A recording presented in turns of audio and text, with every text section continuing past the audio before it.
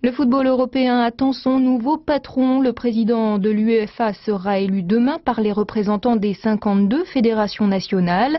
Un match serré entre le Suédois Lennart Johansson, président sortant, et l'ex numéro 10 tricolore, Michel Platini. Avec cette affiche de campagne, le candidat Platini a de quoi séduire les plus sceptiques. Le champion de l'Euro 84 rêve désormais de rebondir en prenant cette fois une dimension politique. L'ancien numéro 10 pourrait bien devenir dès demain le capitaine du foot européen, même s'il sait que le résultat du match qui l'oppose au président sortant Lennart Johansson est loin d'être joué. S'il vous plaît. Vous voulez qu'on s'embrasse? Ah, ça serait parfait. Michel Platini a sillonné l'Europe ces derniers mois pour tenter de convaincre les présidents des petites fédérations, et notamment ceux de l'ex-bloc soviétique. Platini n'a pas ménagé ses efforts pour rallier les suffrages. Il a labouré le terrain dans toutes les langues pour mettre en avant son programme, dont l'idée force est de redonner une âme au football face aux dérives et l'argent roi. Je pense qu'il y a des gens qui doivent défendre les valeurs du football, et j'en fais partie. Je pense que les footballeurs en font partie.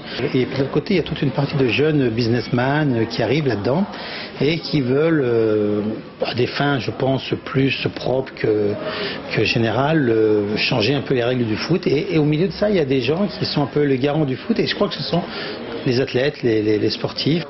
Mais la mesure phare de son programme, c'est la réduction de 4 à 3 clubs par pays pouvant participer à la Coupe d'Europe des clubs champions. Une limitation qui ne fait pas l'unanimité chez les puissants clubs européens.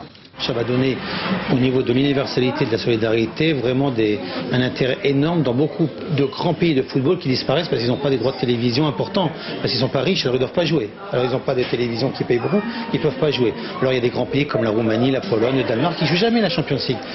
L'adversaire de Platini, c'est le président sortant Lennart Johansson, à la tête de l'UEFA depuis 16 ans. Malgré son âge, il entend bien préserver son héritage. Le père de la Champions League a construit un empire qui rapporte 600 millions d'euros par an, 5 milliards d'euros depuis la création de la Coupe d'Europe des clubs champions. D'un côté, il y a Johansson qui représente non seulement les sponsors mais les clubs les plus riches, et puis Platini qui tient bien sûr compte de ces réalités, mais qui en même temps voudrait réanimer l'âme du football.